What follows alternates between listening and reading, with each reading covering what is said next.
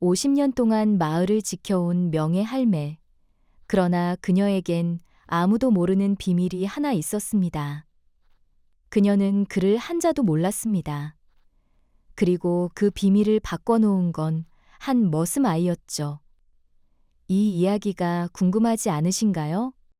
야담루 이야기 바로 시작합니다. 조선 후기 한양에서 한나절 걸음 떨어진 작은 마을에는 모르는 사람이 없는 할매가 한 분 계셨습니다. 강할매. 그 이름만 들어도 마을 사람들이 고개를 끄덕일 만큼 뛰어난 의원이었지요.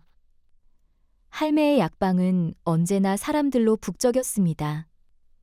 어린아이의 열병부터 노인의 관절염까지 할매의 손을 거치면 신기하게도 다 나았거든요.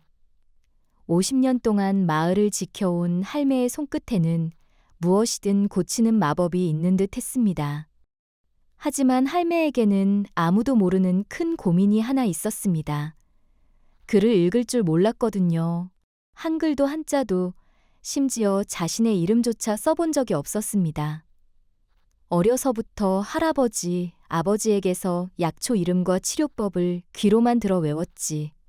단 한 줄도 기록해 본 적이 없었지요.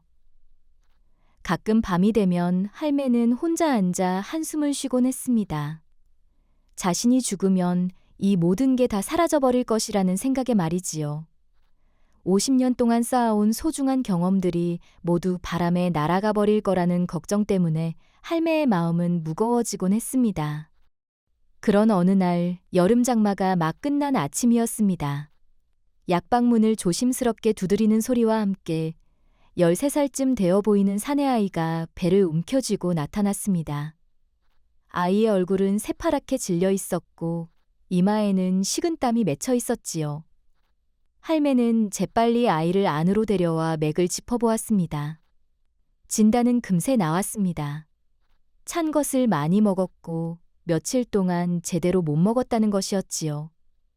이학동이라는 이 아이는 집안이 기울어 끼니를 제대로 못 챙겨 먹다가 어제 시원한 우물물을 너무니 마신 것이었습니다. 할매는 익숙한 손놀림으로 약재들을 골라다렸습니다. 감초, 계피, 생강. 각각의 양을 손끝 감각으로 정확히 맞춰가며 말이지요. 정말 신기하게도 한 그릇을 다 마시자 학동의 얼굴에 혈색이 돌아왔습니다. 학동은 할매의 정확한 진단에 깊은 감탄을 했습니다. 맥만 짚어보고도 그렇게 정확히 알 수 있다는 게 정말 신기했거든요. 할매는 학동의 또렷한 말씨를 듣고 다른 아이들과는 뭔가 다르다는 걸 느꼈습니다. 알고 보니 학동은 예전에 서당을 다녔던 아이였습니다. 지금은 집안 형편이 안 좋아져서 김서방댁에서 머슴살이를 하고 있었지만 한글도 한자도 읽을 줄 아는 아이였지요. 그 말을 들은 순간 할매의 눈에 묘한 빛이 스쳤습니다. 그날 이후 학동은 종종 할매의 약방을 찾았습니다. 처음에는 단순한 호기심이었지요. 맥만 짚어보고도 그렇게 정확하게 진단하는 할매의 실력이 신기했거든요. 학동이 약재 이름들을 궁금해하자 할매는 당귀, 천궁 같은 이름들을 하나하나 알려주었습니다. 그러면서 할매는 자신의 큰 고민을 학동에게 털어놓았습니다. 자신이 알고 있는 모든 지식이 자신과 함께 사라져버릴 것에 대한 걱정 말이지요. 학동은 잠깐 생각에 잠겼다가 조심스럽게 제안했습니다. 할매가 하시는 말씀을 자신이 글로 적어드리겠다고 말이지요. 그러면 후에 다른 사람들도 볼 수 있을 거라고 했습니다. 할매의 얼굴이 환해졌습니다. 학동도 자신의 부탁을 말했습니다. 할매의 의술을 배우고 싶다고, 사람을 고치는 일이 정말 멋있어 보인다고 했지요. 할매는 학동의 진지한 눈빛을 보며 흔쾌히 동의했습니다. 학동은 할매의 처방을 글로 남겨주고 할매는 학동에게 의술을 가르쳐 주기로 한 것이지요. 그날부터 둘의 특별한 수업이 시작되었습니다. 할매가 환자를 치료할 때마다 학동은 곁에서 조용히 지켜보며 모든 과정을 자세히 기록했습니다. 어떤 증상에 어떤 약재를 얼마나 썼는지, 어떤 순서로 다렸는지, 몇 번에 나누어 먹였는지. 처음에는 서툴렀지만 점점 둘만의 기록 방식이 생겨났습니다. 그림과 글자를 섞어서 할매도 이해할 수 있게 말이지요. 약재들을 뿌리 모양, 잎사귀 모양으로 그려놓으니 할매도 금세 알아볼 수 있었습니다. 학동도 할매에게서 많은 것을 배웠습니다. 책에서는 배울 수 없는 살아있는 지혜들이었지요. 할매는 학동에게 말했습니다. 약을 쓰는 건 쉽지만 사람 마음을 읽는 건 더 중요하다고. 환자가 무엇을 걱정하는지, 어디가 정말 아픈지 알아야 제대로 고칠 수 있다고 말이지요. 계절이 바뀌고 가을이 되었습니다. 이제 학동은 할매의 진짜 제자가 되어 있었지요. 어느 날 할매가 처음으로 자신의 처방전이 글로 적힌 것을 보는 날이 왔습니다. 학동이 내민 종이에는 정갈한 글씨로 처방이 적혀 있었습니다. 기침이 심하고 가래가 많은 증상, 도라지 2돈, 감초 1돈, 생강 반돈. 하루 3번 나누어 복용. 할매는 그 종이를 한참 들여다보았습니다. 글자는 읽을 수 없었지만 이 속에 자신의 50년 경험이 담겨 있다는 게 느껴졌지요. 학동이 할매의 말대로 환자의 마음을 먼저 살펴야 한다는 것도 함께 적어 놓았다고 하자 할매의 눈가에 촉촉한 것이 맺혔습니다. 그날 밤 할매는 학동에게 특별한 것을 보여주었습니다. 작고 낡은 나무 상자였는데 안에는 갖가지 모양의 작은 침 놓는 도구들이 들어 있었지요. 할매가 어릴 때부터 써온 것으로 할아버지가 주신 것이라고 했습니다. 할매는 이 귀한 도구들을 학동에게 주었습니다. 학동이 이제 자신의 진짜 제자라고, 언젠가는 이것들을 써야 할 날이 올 거라고 말하면서 말이지요. 한편 약방 뒷마당에서 장작을 패던 돌쇠는 먼 발치에서 할매와 학동이 약재 이야기를 나누는 모습을 바라보고 있었습니다. 그들의 웃음소리에 섞이지 못한 돌쇠는 무심한 듯 도끼를 내려치다 말고 중얼거렸습니다. 에휴, 나도 열심히 했는데 저놈 아이는 1~2달 만에 할매 옆에 딱 붙어 앉고 나는 열흘을 넘게 있어도. 그날 밤 돌쇠는 약방 한켠에서 혼자 붓을 들어보았습니다.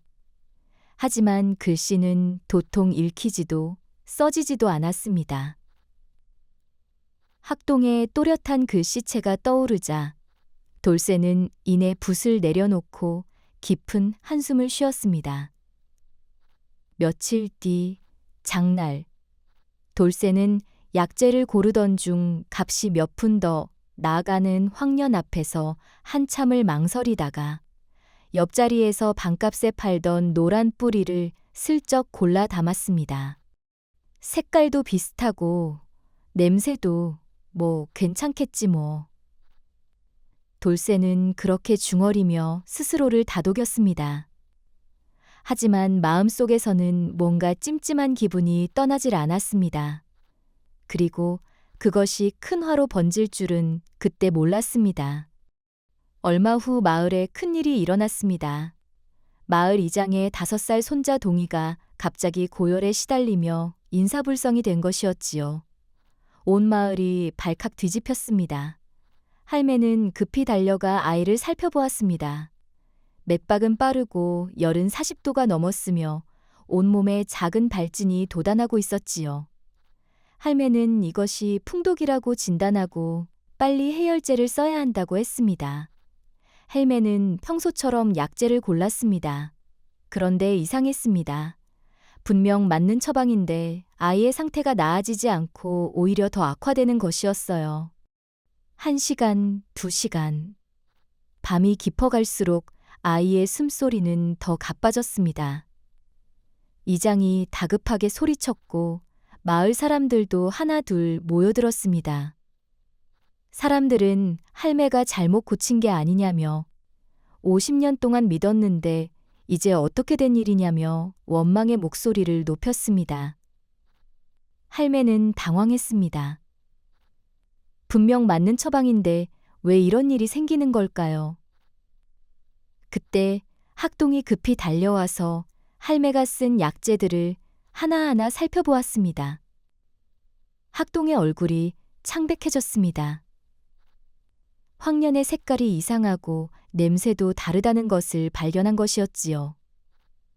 이것은 진짜 황련이 아니었습니다. 학동은 급히 돌쇠를 찾아 이 약재를 어디서 구해왔는지 물었습니다. 돌쇠는 당황하며 평소처럼 장에서 샀다고 대답했지만 학동은 알아차렸습니다. 돌쇠가 값싼 가짜 약재로 바꿔치기를 해왔다는 것을 말이지요. 학동이 지금 당장 진짜 황련을 구해와야 한다고 하자 이 한밤중에 어디서 구하냐며 사람들은 더욱 소란스러워했습니다.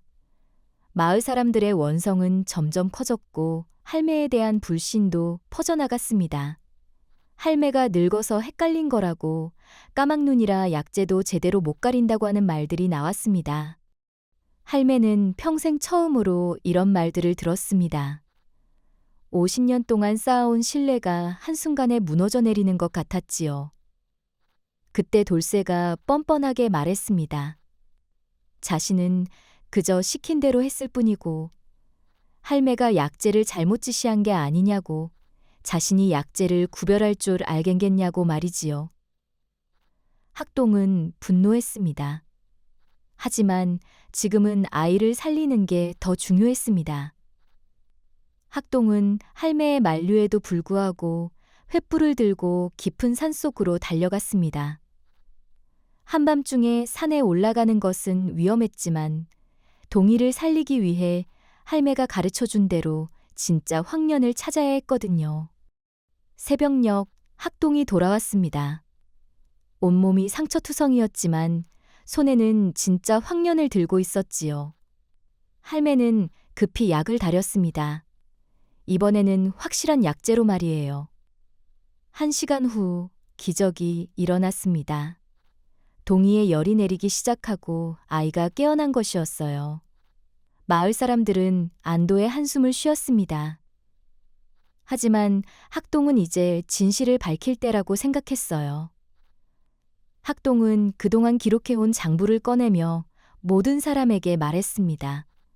할매는 잘못이 없고 돌쇠가 계속 가짜 약재로 바꿔치기를 해왔다고, 여기 다 기록되어 있다고 말이지요. 사람들은 충격을 받았습니다. 그리고 돌쇠를 향해 분노의 시선을 보냈지요. 사람들은 돌쇠가 동이를 죽일 뻔했다고 소리쳤습니다. 돌쇠는 무릎을 꿇고 죄송하다며 자신이 잘못했다고 고백했습니다. 그때 할매가 조용히 됐다고 말했습니다. 사람은 누구나 실수를 할 수 있고 중요한 건 그 다음이라고 했지요. 할매는 돌쇠를 일으켜 세우며 말했습니다. 돌쇠도 10년 동안 자신을 도와줬고 그 마음까지 가짜는 아니었을 거라고. 다시 시작하자고. 이번엔 정말로 마음을 다해서 하자고 말했습니다. 돌쇠의 눈에 눈물이 맺혔습니다. 할매의 너그러운 용서에 깊이 감동한 것이었지요. 그로부터 몇 년이 흘렀습니다. 학동은 이제 20살이 넘어 마을의 정식 의원이 되었습니다. 할매의 모든 처방전은 깔끔하게 정리되어 한 권의 책으로 만들어졌지요. 할매는 그 책을 쓰다듬으며 신기해했습니다. 자신이 머릿속으로만 간직하고 있던 것들이 이렇게 글자가 되다니 말이지요. 돌쇠도 이제는 진정한 조수가 되어 성실히 일했습니다. 가끔 할매와 학동이 어려운 의학 이야기를 할 때면 자신도 조심스럽게 의견을 내기도 했지요. 그리고 돌쇠도 학동에게 글자를 배우고 싶다고 했고 할매는 흔쾌히 학동에게 돌쇠를 가르쳐 달라고 부탁했습니다. 어느 따뜻한 봄날, 세 사람은 약방마당에 앉아 있었습니다. 학동은 할매가 돌쇠를 용서하는 모습을 보며 깊은 깨달음을 얻었습니다. 처음엔 할매에게서 의술을 배운다고 생각했는데 정작 더 큰 것을 배우고 있었던 것이지요. 글자보다도 약재 지식보다도 더 소중한 것을 말입니다. 사람은 실수를 해도 다시 시작할 수 있다는 것. 그리고 진짜 의술은 약으로 병을 고치는 게 아니라 마음으로 사람을 어루만져 주는 것이라는 걸 할매를 통해 배웠습니다. 그날 저녁 마을에는 포근한 온기가 흘렀습니다. 약방에서 나오는 따뜻한 불빛처럼 세 사람의 우정도 마을 전체를 따뜻하게 감싸주었지요. 할매의 까막눈이 만들어낸 기적이었습니다. 글을 모르기 때문에 더 깊이 사람을 보게 되었고 그 덕분에 진정한 의술을 배울 수 있었던 것이지요. 오늘의 이야기는 어떠셨는지요? 진정한 배움은 나이나 신분, 심지어 글을 아는지 모르는지보다 더 소중한 마음에서 시작된다는 것을 느끼셨다면 좋겠습니다. 이 이야기가 마음에 남았다면 다음에도 함께할 수 있도록 구독과 좋아요 부탁드립니다. 감사합니다.